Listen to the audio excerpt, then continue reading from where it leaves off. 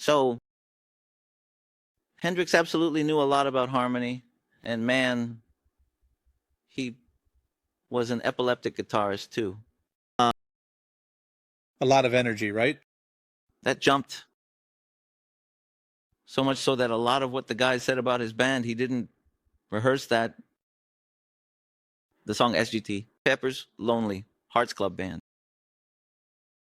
The album came out on Saturday, and Paul McCartney was there. Telling this, the album came out on Friday. On Saturday, he went to see Hendrix's show, and Hendrix played the song, and the guys from the band talked. Hendrix said, "Did you hear the album, this song?" SGT. Pepper's guy said, "Listen, let's play it today." And he went in because he knew that Paul McCartney was there in the audience in England, and he came in and played the song. That version here is amazing. It's amazing. It's a lot. Yeah. So it is. He was an amazing guitarist, not just for solos, but also for rhythm. He had a right hand that filled spaces. He thought like an arranger, you know. Dude, the guy is... Dude, there's an album of his that I really like. Anyone who hasn't seen this album really doesn't know how much Hendrix knew about things. It's Cry of Love. This album is very rare. That was the last studio album he made. There are a lot of guitar layers, and it was an album that he didn't finish because he went out recording on multiple channels. But then Ed Kramer, who was his tech, the producer, he said, "Damn, I don't know which guitar he was going to choose. So let's just put everything in." Dude, it's amazing.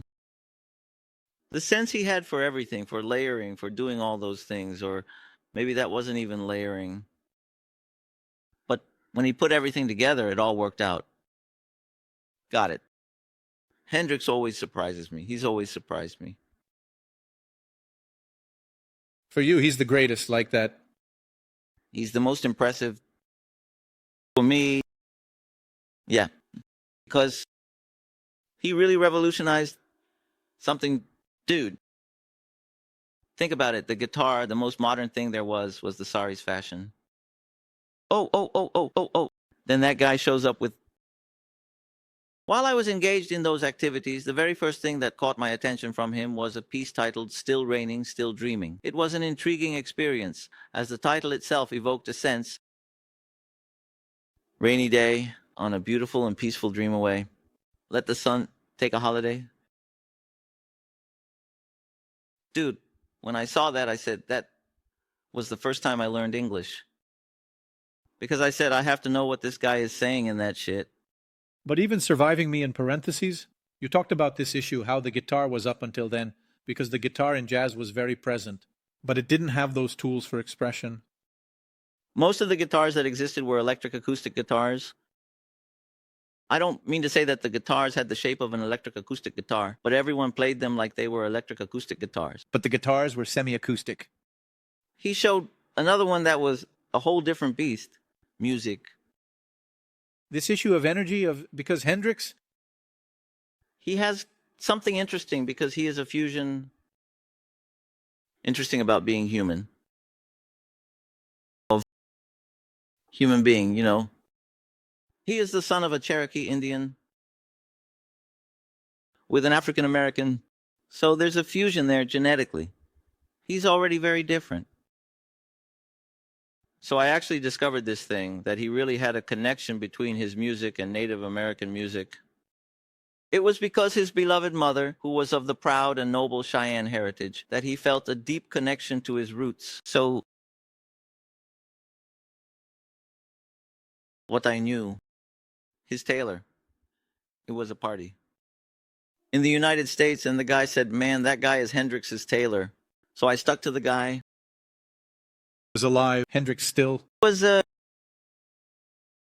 Saint Juan. Sedge died. What? 73, around there. Yeah, I think it was there. He said, "Hey, man." Then he started talking.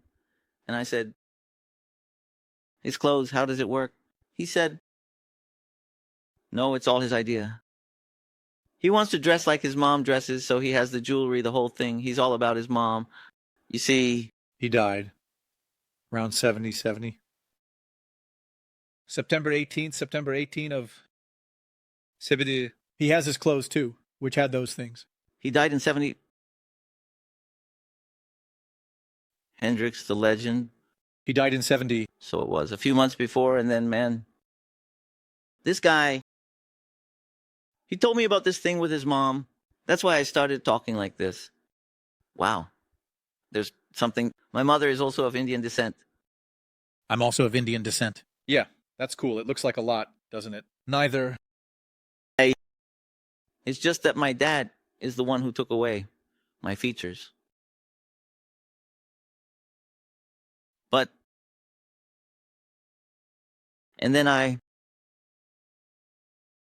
was fascinated by this thing. I said, man, cool. And also listening to things he produced. If you search the internet, you might find it. Bands that he produced, which were Cheyennes, got it. It's very ritualistic. The thing, well, my little brother, he's very much like that, you know? Wow. That's it. Yeah, you got it. Things like that. Good, goodbye. Oh, good, goodbye. Sing like this and you'll see, yeah, I had never thought about that side before. That's right. Pay attention, because the album of those other guys, not that they're copying a Hendrix. Indians there who recorded the music he produced. You'll see what the Cheyenne song is.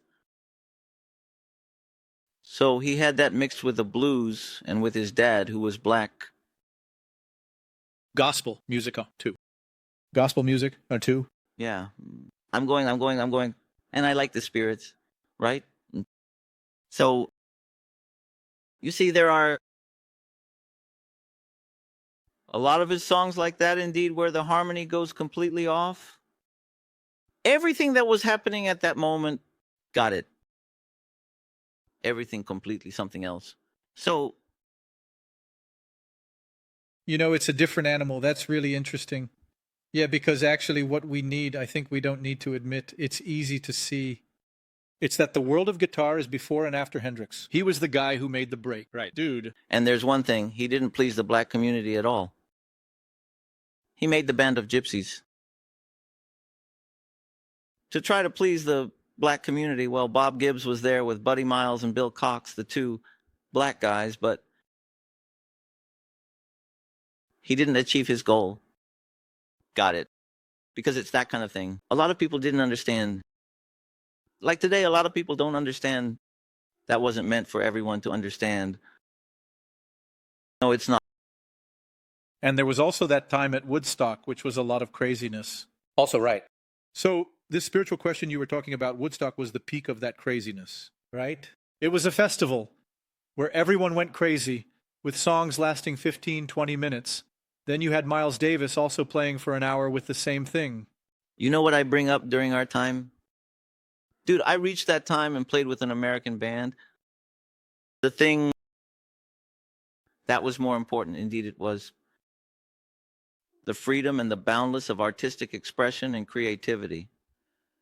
The guy was going to see a show. He wasn't there to watch your latest hit on 98 FM. Got it. Damn, the last thing that's top trend in YouTube. Damn. Got it. He's going to the show to see what you're going to do. The experience, right? I went to see the guys, everyone I went to see play. I went to see whatever he did for me was great.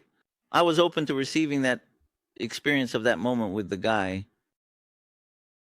Not today, people go, I want to hear this. Play Raul, you know. It's the famous Tocapol. Got it. Damn. I think today it's the worst because people aren't even going to listen to the artist. They're going for the entertainment, to drink something, to connect. Kissing doesn't know what it's playing. It's like you have a painting there, decorative in your living room. You can look, but nothing. That takes the mirror. There's space there. Please pay attention to sitting down. Have you ever thought about perhaps just going to a cinema theater to watch a film you already know? It's a drag. The big deal is the experience of the unknown. Surprise, right? It gives a surprise. Let's see what the guy does. Man, come on. So I'm really fed up today. I'm not going to watch any more shows. Band, I'm not going because when you get there, it's all the same. And with the horrible sound, I've never seen a show in Brazil with amazing sound. I've never seen I'm Sorry Dad or Rock in Rio. In Rio, it's better for those who live there in the front apartments. Maybe they hear better, but if you're there. First, here's the thing, man. Big concerts. I'm stretching a lot. No, go ahead. I didn't want to keep talking about another one, but the big concepts. Problem with PA. There's a left and a right. And in a mix, when we're in a studio environment, we have a center. If you're on the left side, you're going to hear the snare from the... If on left, hear left. On the right. If you're on the left, you'll hear the left. If you're right there in the middle, are you ready? You're going to hear it, but there's no snare in the center. It's cool. So much so that they're in various things. They put a fly-in PA in the center for... But it's a nightmare. You don't have a center. So, the best place for you to hear is where the PA technician is. Yeah. There's that totem there in the middle, which is elevated above the audience. And it's centered facing the stage. So he's hearing everything. That's the best place for you to be. Yeah, I've never listened there. You who are a technician. What exactly is that? Usually, the PA technician stays in a position where he can hear everything. Being right in front is great because you're close to the artist, but I agree with you. The sound is terrible. Another thing, man, that I know you're a technician. There are things I hate about the guitar sound in the PA. Because of the high frequencies, right? It's because of the horns from the twitters. Yeah, because for me, with the guitar, I can't stand it. I hate everything from 6 kHz up. I cut it all. Oh yeah, but there, it's just, I put a high-pass filter and boom. I refuse because I don't want to be there. Where are the bees? That's the face of the bees. And that every time I was about to perform, I would arrive with the sound engineer and I said, cut everything above that. No, but come on. I said, man, I don't want it. The horns can't hear me. Indeed, hear those frequencies because a bunch of bees is going to come. And since I play with the drive, I have almost... Because here's the thing, my drive is on the amp, right? I play with the amp saturated, and that's why I like guitars. I don't like those guitars that have the potentiometer too far from me. My little finger is small. I like the extract that stays here, for example, that Jimenez. It's good that it also gives the same thing here, and I stay here when I want less distortion. I lower the volume, and it stays like this. Slightly saturated, but not... And I'm there. I don't need to be looking at the pedal, turning the distortion off and on. Got it here. When I want more, I pulled it. It's coming. The Jaguar came. It turns on a kitten. I lowered it. There's the kitten. Got it. Kitten, Jaguar. Kitten, Jaguar. Got it. So, yeah. But then in the PA, there's this thing. That's why these concerts, we're talking about big concerts. I don't know what they're... Sorry, but even though when the Metal Mania was doing shows, we always did. Everything came from stage. Everything came from the stage. I watched several concerts in the United States. Wonderful. But the stage equipment of those guys, like Van Halen, what came from the stage, my friend, the Pilco. The guy didn't even need to open it, just for David Lee Roth's voice, you know.